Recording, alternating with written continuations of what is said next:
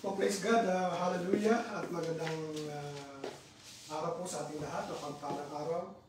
Sa bawat isa sa atin, tunay nga na napakabuti ng Diyos. At sa oras nito at sa araw nito, may panibagong mensahe ang Diyos para sa ating lahat. At welcome po sa Fundamental Truth of Jesus Christ Worldwide Ministry. Isa na sectarian po gospel ministry whose main aim is to bring people closer to the living God at ihayag po ang salita ng Diyos at maramdaman nila ng bawat isa na ang pagmamahal ng Diyos, ang kapangyarihan at katapatan ng Diyos ay maranasan natin sa ating buhay. At higit sa lahat, magkaroon tayo ng tunay na relasyon sa ating Diyos na buhay, ang ating Panginoong Yesus. At ganyan po, praise God, doon po sa ating sa Pilipinas, sa Fundamental Truth of Jesus Christ Worldwide Ministry in Cavite, at ganyan din sa bawat place po ng Pilipinas. So nakikinig. God bless po sa ating lahat at tayo po ay ihanda natin ang ating sarili, ang ating puso, tanggapin natin ang salita o mensahe ng Diyos na ibibigay sa ating kalagitnaan. Amen. And I pray and I believe and we declare na lahat ng ito ay magiging isang seed, na ito ay susukling at hanggang lumago at mamunga, at ito ay magamit tayo ng mightily ng Lord sa kanyang pinagkatiwala sa mundo ito. Amen. Hallelujah. Praise the Lord.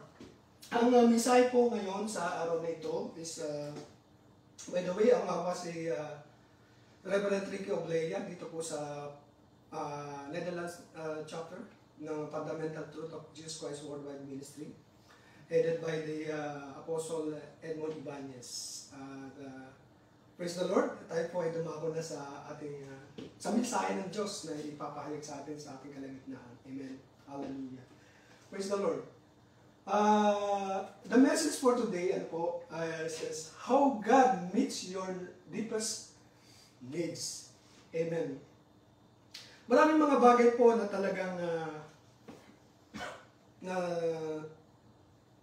na-receive na natin, yung mga needs na yung kailangan natin, lalo na sa mga bagay na nakikita natin, na-receive natin physically, visual na nakikita natin. Pero ang patungkol po dito sa mensaheng ito, na paano nga ba how God meets your deepest needs? Dito po ay patungkol na sinasabi sa atin ng Diyos na deepest needs. Ibig sabihin, habang ito po ay aking nag-aaralan at binabasa, is patungkol po ito sa spiritual needs. Kaya sinasabi, deepest needs. Paano natin makukuha ito? Paano nga ba mamimit natin ang mga needs na ito sa ating buhay? Spiritual needs. Deep inside. May mga bagay na dapat nating maunawaan at matutunan, malaman ang kailangan natin bilang tayo isang tagapaglingkod ng ating Diyos na buhay. Amen? How God meets your deepest needs. Kaya malaga po ito sa atin, lalo na habang tayo ay sinusunod at sumusunod tayo, tinatahak natin ang daan patungo sa kanyang kagustuhan. Amen. Hallelujah. Kaya po sabi nga po sa Romans chapter 15 verse 13, may the God of hope fill you with all joy and peace and believing, so that by the power of the Holy Spirit you may abound in hope. Amen. Tayo po ay saglit na manalangin. Close your eyes. Open your spiritual heart. Sa ating sarili. Amen. Hallelujah. Tayo po ay manalangin ng maiksi panalangin upang i-guide tayo ng Banal na Santong Espiritu. O Father God, hallelujah Jesus, at tunay nga ang napakabuti mo sa bawat isa sa amin. Sa pag-aaral ng iyong salita, una sa lahat kami po lumalapit sa iyo, humihingi ng kalinisan at kapatawaran sa aming mga kasalanan. Hanggang sa kaibuturan ng aming mga puso, patawarin mo kami, hugasan mo kami ng banal na dugo ng Panginoong Yesus na dumali doon sa krus ng Kalbaryo. As you said in your word, as we confess our sins unto you, You are faithful and just to cleanse us and purify us, O God, in Jesus' mighty name. Salamat po sa pangakong ito na tunay nga na kami ay yung pinatawad na Panginoong Jesus at tunay na ikaw ay makakakilos sa amin, O God, in Jesus' mighty name. Ganyan din ang banal na Santong Espiritu, we ask your guidance, we ask your wisdom, we ask your, Lord, knowledge, Lord, about you, about your Word of God, na maunawaan namin o maintindihan namin ang iyong sasabihin sa aming kalagitnaan. Salamat po. Holy Spirit, you are a great teacher in our midst. Maraming salamat po sa oras na ito at tunay nga, ibinabalik namin sa iyo ang lahat ng papuri pa sa salamat sa pangalan ni Jesus lamang. Amen. Hallelujah. By the way, ulitin ko po how God meets your deepest needs. Ito ay patungkol po sa ating not only physical needs, spiritual needs, but especially po sa spiritual needs natin. Kasi kung itong mga bagay na ito, meron tayong mga bagay na physically, pero hindi emotionally, spiritually tayo po ay parang may kakulangan po tayo. Kailangan po natin ito. Hallelujah. Kaya sabi nga po ulitin ko sa Romans chapter 15 verse 13, may the God of hope fill you with all joy and peace, believing so that by the power of the Holy Spirit you may abound in hope. Okay, nasabi dito po sa book of Romans chapter 15 verse 13 yung salitang hope po, yung words na hope. Paano nga po natin, where do I find, sa sarili natin, tanungin lagi natin sa sarili natin, where do I find a real hope? Paano natin matatagpuan, mahanap natin, maranasan natin ang tunay na pag-asa? Amen. Kaya narinig natin sa mundong ito, sa mundong ito, yung hope lagi. So kung makikita o maranasan yung pag-asang ito. Amen. Maraming nagsasabing tao, lalo na sa mga politika o saan mang lugar, naranasan natin yung pag-asa. Amen. Kaya po sa buhay po ng isang tao, the fundamental question sa buhay po, is there hope? Meron bang pag-asa? Meron bang pag-asa? Kaya araw-araw, everyday, thousands of people in thousands of different ways. Merong mga tao na nandun sa isang lugar o lugar ng ospital, kaharap nila ang mga doctors, na makikinig sila kung mayroon pang pag-asa pa, yung merong nararanasan sa buhay. O anumang klaseng sakit. When someone sitting in the doctor's office awaiting test result, naghihintay po ng mga resulta o may pag-asa ba? Ito po yung mga katanungan ng mga tao. Another thing, pupunta tayo sa mga counseling. Naghihintay tayo kung anong sasabihin nila, may pag-asa ba? Gagaling pa ba? Amen. The same thing, pupunta tayo sa accountant. Amen. Na yung ating mga business o anumang klaseng business na meron tayo. Amen. Nagtatanong din tayo sa accountant kung paano ma-prevent ang bankruptcy. Amen. Magtatanong tayo, may pag-asa ba? Meron bang kalunasan na dapat gawin? Yung pag-asa, nandun ba? Amen. Yan yung mga katanungan. Ilan sa mga katanungan ng mga tao sa mundong ito na meron bang pag-asa pa ba? Amen. Kaya sa mga bagay na ito, katulad ng isang simple lang na isang halimbawa na yung halimbawa sa you can go and estimate 8 minutes without air. Katulad ng paglangoy sa tubig. Masasabi natin na meron tayong pag-asa pagkatapos ng 5 minutes or 8 minutes, pupunta tayo in the top of the water at makakahinga na tayo. Amen. It's a simple. Kaya natin yung ganun. Pero kaya pag nawala po sa atin ang pag-asa na nagmumula sa Diyos, ito yung pag-asa na kailangan natin. Pag-asa dahil ang Diyos ang ating hope in our life. Amen? Hallelujah. Kaya po, when hope is gone, life is over. Amen? Kaya, dahil po, hope is such short supply in our society today. Amen. Kaya marami pong mga tao, the people falls for all kinds of scams. Amen. Pumupunta sila sa isang kinukuha nila yung mga sasabihin ng tao sa ating paligid upang tayo, katulad ng may business ka, gusto mo lumago, minsan gano'n na, ito na yung aking pag-asa para mag-boom yung aking business o anumang klaseng gagawin natin sa ating buhay. Amen. Kaya, nagtatras sila in the false of hopes. Nagtatras po sa lahat ng mga bagay katulad ng astrology. Nabasa lang o nakita lang sa Facebook. Nabasahin mo ito, yayaman ka, basahin mo. Amen. Yan yung mga tao talagang, marami ng mga tao ganyan. Nawawala na yung hope na nakapokus tayo sa Diyos. Yung gagawin ng Diyos sa buhay natin. Amen. Ano pa? Big box accounts, pagagalingin ako ng kwak-kwak doktor or something like that. Yun yung hope nila. Invest na yung hope natin ay nasa Panginoon. Siya yung ating pinagkukunan ng pag-asa sa buhay natin. Ito na yung nangyayari sa mundo ito. Nagdidepende sila sa mga bank accounts, sa mga steady career, engineer na ako, kumikita na ako ng kalahating milyong pesos. Pero hindi yun yung hope natin. Dahil ang mga bagay nito ay nawawala sa mundong ito, but ang salita ng Diyos na binibigay sa atin ay hindi ito nawawala. It will never fade. Amen.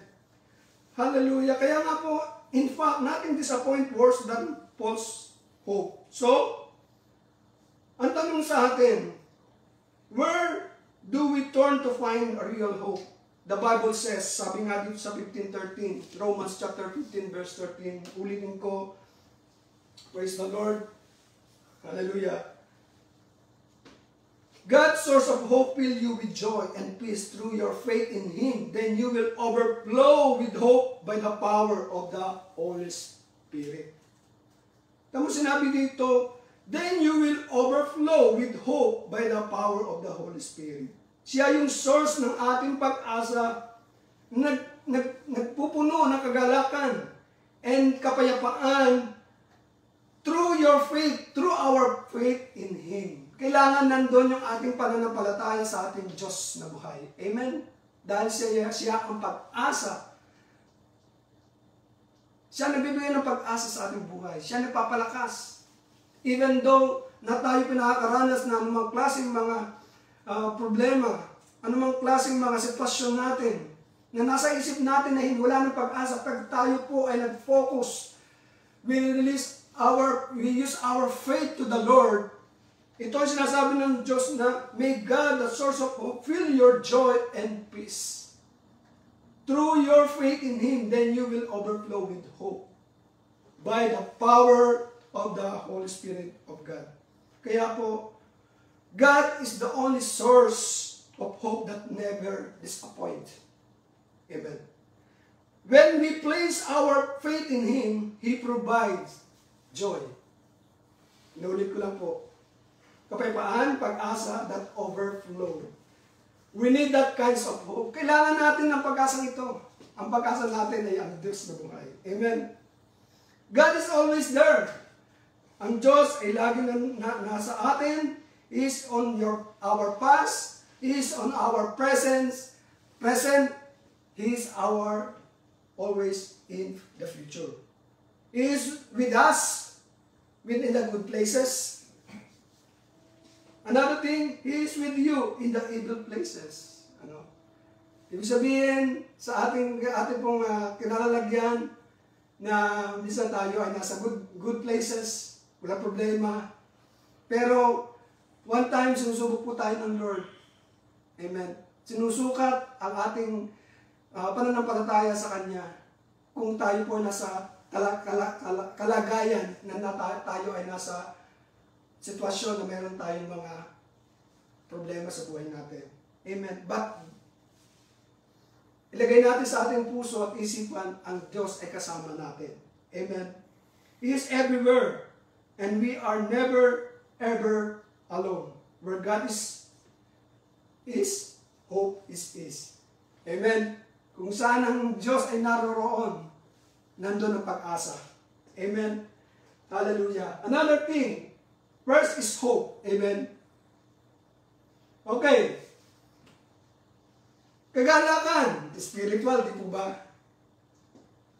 Hallelujah, Jesus. Kailangan po natin ito upang tayo po ay makakilos at magawa natin ang pinagagawa ng Diyos sa buhay ng bawat isa sa atin bilang isang disciple of the Lord Jesus Christ.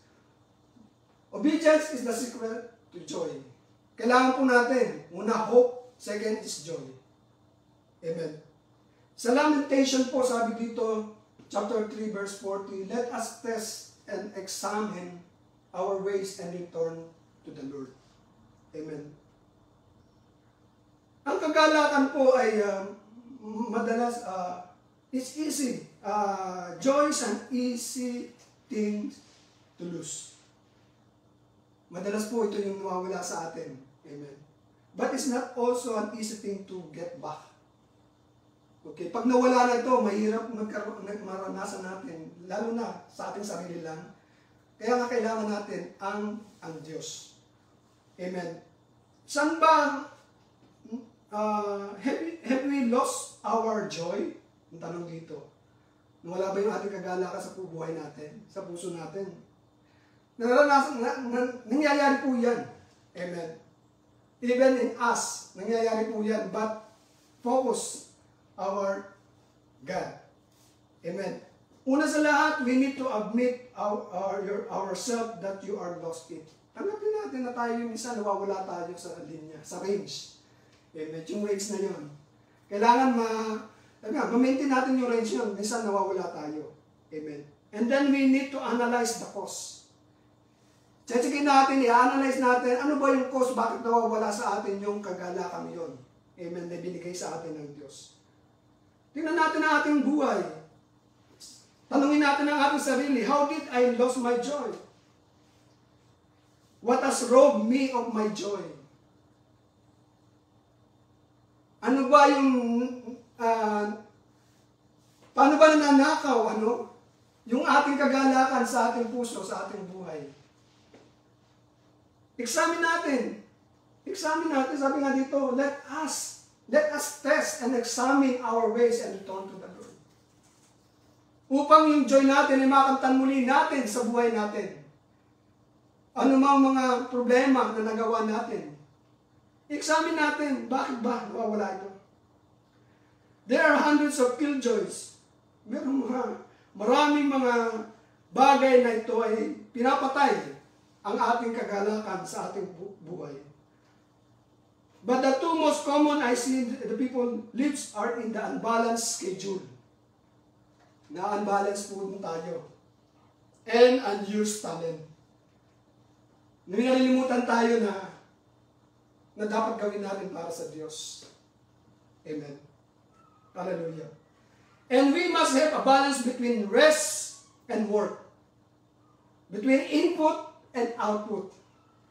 And we must use our unique God-given talents. And we are going to get frustrated. Kapag hindi po balance, nagiging unbalance yung ating ginagawa natin sa buhay natin. More than that, mas maraming ginagawa natin yung input kaysa the output. Marami tayong ginagawa din sa mga bagay na hindi naman kanais-nais kalugod-lugod sa ating Diyos. Amen. Yes, I understand na tayo po ay we are in the worldly. Amen. Tayo po napapaligiran ng mga tao na iba't ibang mga klaseng mga character o mga spiritual. Amen. Kaya tayo po, kailangan natin na tayo ay manatili sa kagustuhan ng ating Diyos na buhay. Amen. Hallelujah. Kaya that doesn't mean that you must find work that requires all your talent. Kaya minsan mas mataas pa yung ginagawa natin dun sa kamunduhan kaysa sa kagustuhan ng ating Diyos. Amen. Hallelujah. Kaya we can take whatever percent of our talent but not being used in our job and use it for ministry. Much more na tayo po ginagawa natin ng gusto ng Diyos sa kanyang kingdom. The more na tayo po ay nagpapagamit the more na tayo po ay nakakaranas ng kagalakan dahil sabi dito, obedience is the secret to joy. Kailangan tayo po ay sumunod. Sumunod tayo sa naaayon sa kagustuhan ng ating Diyos na buhay. There's one thing that will rob our joy, Pastor, than anything else. Ano ba yun? Minsan, alam natin na ito ay mali. Ginagawa natin. Amen. Do you know what it is? When you know the right thing to do, you don't do it. Minsan, tama yung ating iniisip. Tama yung dapat natin gagawin, pero hindi natin ginagawa. That is to kill our joy. Amen. Bible says in James chapter 4, verse 17, it is sin to know what you ought to do and then not do it. Amen. Alam natin ito ay kasalanan ginagawa pa natin. Amen. If therefore you lost our joy, we need to correct what's wrong in our life. I-correct natin. Itama natin ang ating buhay na nakasama natin ang ating Diyos. Amen. Tanungin natin ang ating sarili, what? You know, you need to be doing that you are not. What has God told you to do that have started doing it? Amen. That haven't not started doing yet. Kaya nga po, the secret to continually abundant and overflowing joy is obedient. Amen. It is doing what God tells you to do. Ito yung sinasabi ng Diyos. Obey. Every time you do what God tells you to do, your life going to be filled with joy. Kung ano man sinasabi, ang gusto at sinasabi ng Diyos na gawin natin, gawin natin. Amen. At nandun ang kagalakan na mararanasan sa ating buhay. Amen. You're also going to feel with joy when you think about what good in your life. Si David nga, sabi nga ni David sa Psalms 126 verse 3, the Lord has done great things for us and we are filled with joy. Kaya the more na tayo nagpo-focus on what God has done for you and for us and for me, the more joy we are going to have in our life. Bakit? Because focusing on your gift from God produces gratitude. Nagkakaroon tayo ng pasasalamat lagi sa ating Diyos. And the attitude of gratitude is the healthiest human emotion. Lagi tayo mayroong pasasalamat. Amen. Kung hindi pa ito nangyayari sa atin, pero sumusunod tayo sa Diyos, hindi pa nangyayari kung ano man ang mga ating panalangin, hindi pa nagaganap sa ating buhay, it will, nandun pa sa, nasa process pa. Sunod lang tayo sa Diyos. Amen. Oo, naranasan natin may kalungkutan. Ang tagal-tagal. Pero sabi nga ng salita dito, hallelujah, the more na tayo po ay sumusunod sa Diyos, the more na nandun ang ating joy habang tayo ay naghihintay at hinihintay natin ang kasagutan ng Diyos. Amen. Kaya nga, our God is a God of present, future, and past. Amen. Amen. Hallelujah. Kaya, kung nais po natin to get our joy back, first, admit it's gone, and then analyze the cause. Then correct what's wrong, and get an attitude of gratitude. Amen. Nandun yung lagi nating pasasalamat sa Diyos. Lagi tayong pasalamat no matter what. Amen. Naano ko nga po yung isa pang na pinag-aaralan ko po, online course po siya about hospitality. Isang halimbawa lang po ito. Sa hospitality po pala, lagi meron kang tayong kasama sa ating trabaho. Kailangan meron tayong pagsasalamat lagi. The same thing with God. Pag tayo po sa hospitality, lagi tayong nagpapasalamat, maganda ang pakiramdam ng tao na sasabihan natin na please, thank you, gawin mo ito, please lang. Amen. Pero pag tayo po, lagi natin nagpapasalamat sa Diyos, ay talagang mararanasan natin ang kagalakan. Magaan sa ating puso. Magaan sa ating sarili na yung tama yung ginagawa natin. Amen. Na hindi magagalit yung tao pa sa atin. Na, ikaw man, sabihin sa'yo, gawin mo ito, gawin ito, gawin ito. Ako naranasan ko sa isang trabaho dito sa hospitality, sa isang hotel. Ang ganda pag mayroon kang binabasa talagang magbibigay sa atin ng pag-asa, magbibigay lalo sa atin ng kagalakan, lalo na ang salita ng Diyos. Amen. Itong naranasan ko, it's a blessing for me na ako'y nakapagtrabaho sa isang hotel at natutunan ko ang isang words of hospitality. Kung paano natin gagawin in the nice way upang masaya sila, masaya ako, masaya ang lahat. Lalo na pag tayo nasa ginagawa natin ang kagustuhan ng Diyos. Amen? Hallelujah! Kaya, nalaman natin ang mali, itama natin, at doon, maranasan to release the joy of the Lord is our strength. Amen? Another thing, when you pray for relief, worship first. Amen? Sa 2 Chronicles chapter 20, verse 5 to 6, patungkol po ito kay Jehoshaphat. Sabi dito, Jehoshaphat stood in the assembly of Judah and Jerusalem, in the house of the Lord before the new court, and said, O Lord, God of our fathers, are you not in heaven? You rule over all the kingdoms of the nation. In your hands are power and might, so that none is able to withstand you. Amen. Kaya nga po sa buhay natin, life includes times when you feel like you are in the impossible situation. Kagaya na sinabi ko. Meron tayong sitwasyon na talagang maisip natin, oh, that's not possible. That is impossible. Amen. Kaya kung kapag po naranasan natin, naramdaman natin to feel like you are being attacked from all side by side, from back, yung mga sitwasyon na yun sa buhay natin. That was happened to Israel, kay King Jehoshaphat po, who prayed to God when he faced armies from these different nations.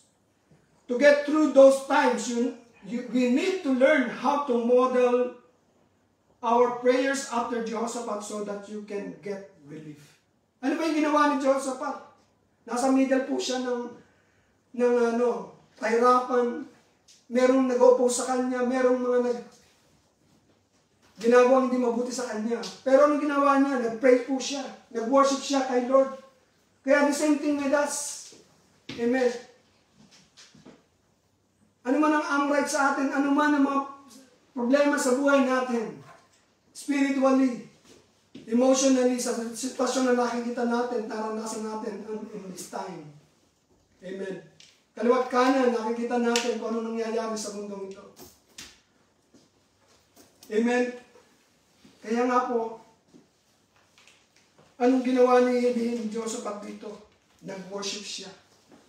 Sabi dito, Jehoshaphat stood in the assembly of Judah and Jerusalem in the house of the Lord before the new court. Nag-pray siya sa Panginoon. Nag-pray siya sa Diyos. Amen. Nag-pray po siya. Hallelujah. Kaya anong nangyari? Anong nangyari? Natalo po ang mga kalaban sa ating buhay. Pag po tayo nag-focus to relieve kung paano ma-relieve ang mga bagay na hindi nais-nais sa buhay natin. Sa naranasan natin, first, worship God. Worship Him. Amen. To release yung kabigatan ng ating puso, kabigatan na nararamdaman natin, release to the Lord. To worship Him, to praise Him. Amen. Hallelujah. Nire-release mo yung kabigatan na nasa ating puso, nasa ating buhay, sa ating isipan. Amen.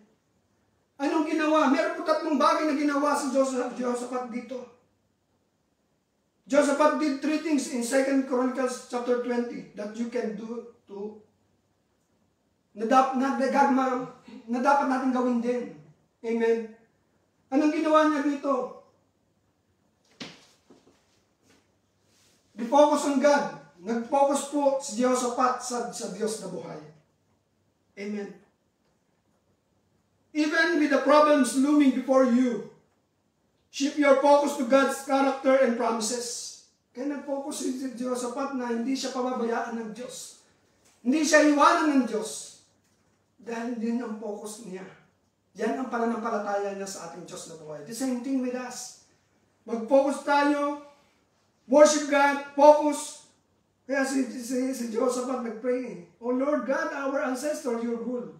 And the other translation.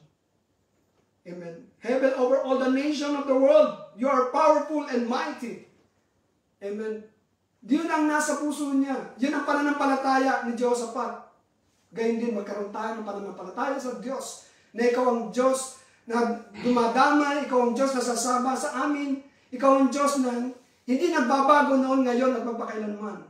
Ikaw ang Diyos na nagbibigay pag-asa, ikaw ang Diyos na nagbibigay sa amin ng kagalakan, even if we are in the midst of difficulties and trials in our life.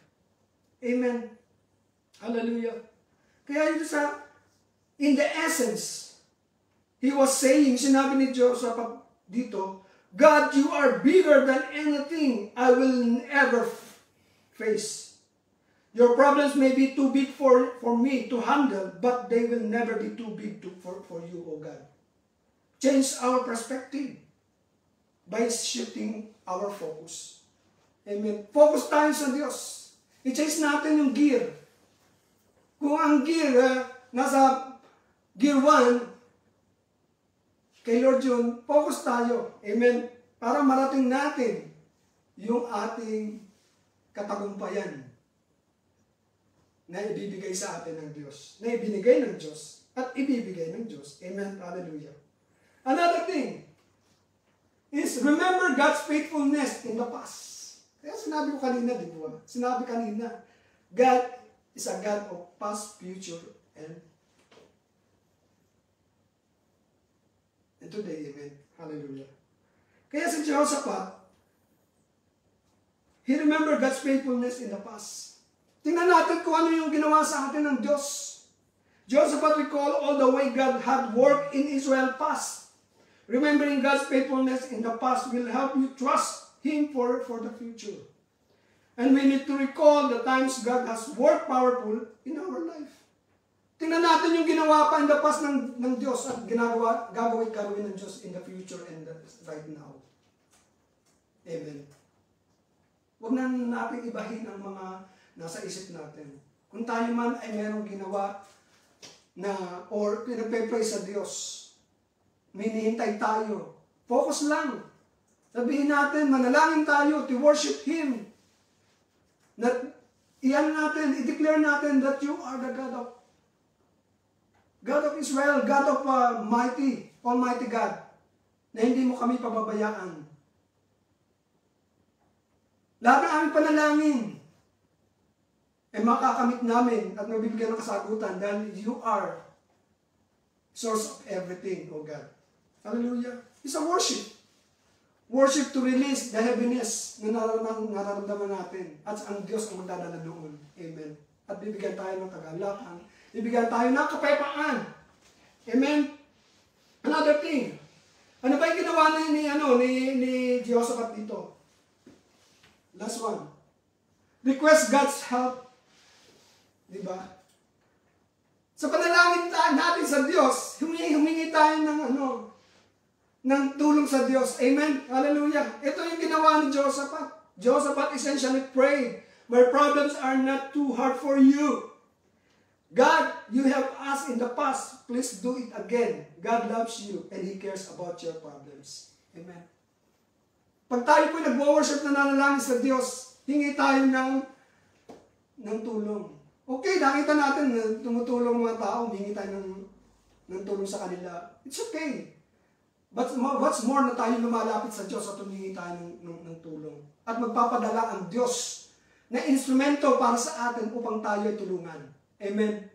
Ganyan kumilos ang Diyos sa buhay ng bawat isa sa atin. Have faith on God always. Amen. Kaya si Jehoshaphat po, nag-pray siya is to build around the three questions. Sabi dito, are you or not God? Nagano siya, nalawi siya eh. Did you not help us in the past? Will you not do it again? Kaya doon, iyan natin na magagawa ng Diyos kung anong ginawa noon at ngayon. Magagawa ng Diyos kung ano yung naging problema natin noon at ngayon. At mabibigyan ito ng kasagutan. Amen. Hallelujah. When we are overwhelmed, we need God's help. But it's important to understand that our Father is not inventing machine. Hindi siya yung isang machine na pag hinulugan lang natin, ilalabas na lahat yung ating, kung ano binili natin sa vending machine. Ano po? Who gives you whatever you want just because you are deposited of your prayers. Merong masasagot, merong hindi pa in the process. Why? Gusto ng Diyos na testingin yung ating faith sa Kanya. Minahal tayo ng Diyos kung paano tayo minahal ng Diyos, ganun din, itetesting ng Diyos yung ating faith at yung pagmamahal natin sa Kanya. Amen. And before He released the blessing. Amen. Hallelujah. Kaya God wants our worship first. Our worship when we focus on Him and thank Him for His faithfulness. Pag po tayo ay nagwa-worship sa Lord, i-focus natin. I-focus natin ang ating puso, ang ating isip sa Kanya. Amen. At i-focus natin at masasabi natin, you are faithful God. Then when we pray and ask for His help, Jehoshaphat was faithful to worship the Lord and ask Him for help. And God delivered him from his enemy, and God will do the same for you, for us. Amen. Kung ano ang ginawa ni Jehoshaphat, King Jehoshaphat, gawin po din natin yun. Amen. Hallelujah. Kaya, I believe, meron po tayong nakuwang mensahe na ito'y na makakatulong sa atin, sa ating spiritual life, bilang isang disciple of the Lord Jesus Christ. Amen? Hallelujah. Ito po yung mensahe ngayon. And I believe na ito ay, it will penetrate in our heart. Hallelujah. Nagkaroon tayo ng clarifying ng ibig sabihin yung sa message po ng Lord na how to God meets your deepest needs. Ito yung ating pangangailangan sa ating buhay, yung hope and joy and peace sa buhay natin. Amen? Tayo po ay manalangin. Praise God. Hallelujah. O Father God in heaven, in the name of the Lord Jesus Christ, at tunay ngang napakabuti mo, Holy Spirit, sa buhay ng bawat isa sa amin. Ito ang aming mga kailangan. Unang kailangan namin, Panginoon, na nagmumula sa iyo. Ang kapayapaan, kagalakan, at pag-asa sa aming buhay. Even though, Lord, naranasan namin, natatanggap namin ang mga worldly things of God. It's a part of blessing to us, Lord. Parte ito ng pagpapala sa amin, O God. But, Lord, we need the hope from you, the joy, and the peace of God. Maraming salamat po, Panginoon. At tunay nga, ang lahat na nakarinig, Lord, hindi po mo ang mga puso at nagkaroon sila ng kaliwanagan and understanding and knowledge of God. At gayon din, Panginoon, ang kagalakan upang kami magpatuloy sa iyong kagustuhan, magpatuloy to read your words of God. A mighty words, a living words, na ito ang nagbibigay sa amin at nangungusap upang gawin namin ang nais mo, O God, in Jesus' mighty name. Maraming salamat po at tunay nga po, Lord, I declare, Lord, and I pray to release the hope, joy of the Lord is our strength, and peace of God, Lord, in Jesus' mighty name. Maraming salamat po sa oras nito. Ang dalangin namin sa lahat ng may sakit, karamdaman, saan man sila naroroon, saan man lugar sila nananatili, Panginoon, ano man ang kanilang mga prayer request sa buhay nila. Lord, I pray, O God, and I release, Lord, it will be answered by you. It will be granted by you, O God, in Jesus' mighty name. Natunay nga po, Lord, ito'y paparating na at matanggap na namin sa oras na ito ang lahat ng aming mga panalangin, ang aming mga prayer requests, O God, na itinataas sa iyo. Dahil you are God of impossible, Lord. Lahat posible sa iyo. Manatili lang kami sa iyong kagustuhan. Mag-focus lang kami, Panginoon, sa nais mo. At manatili kaming mag-obedient sa iyo, Panginoon, sa pangalan ni Jesus, upang maranasan namin ang mga bagay nito. We meet these deepest needs, O God, in our spiritual life. The joy, the hope, and the peace, Lord. Maraming salamat po, and I pray, O God, for the life of Apostle Edmond Ibanez. I pray that continue, Lord, na gamitin mo ang kanyang buhay sa pagpapalaganap ng iyong salita, at gayon din, bigyan mo siya ng karunungan pa upang magawa ang nais mo sa ministry na pinagkatiwala mo sa ministry ito, O God, in Jesus' mighty name. Salamat po, and sa lahat ng aming mga mahal sa buhay, sa aming pamilya, Lord, pag-isahin mo ang bawat isa sa amin ng pamilyang ito, na kami, sabi mo sa iyong salita, as for me in my house, we will serve the Lord. Upang sa iyong pagdating, O God, ay matunghayan mo kami, na kami naglilingkod sa iyo at nagpupuri sa iyo, Panginoon, sa pangalan ni Jesus. Lord, we declare, Lord, na kami ay matagumpay, Panginoon, sa buhay namin dahil ikaw ang aming kasama. Salamat po. All the glory belongs to you. In Jesus' mighty name we pray. Amen and amen. God bless po sa ating lahat, and see you next time.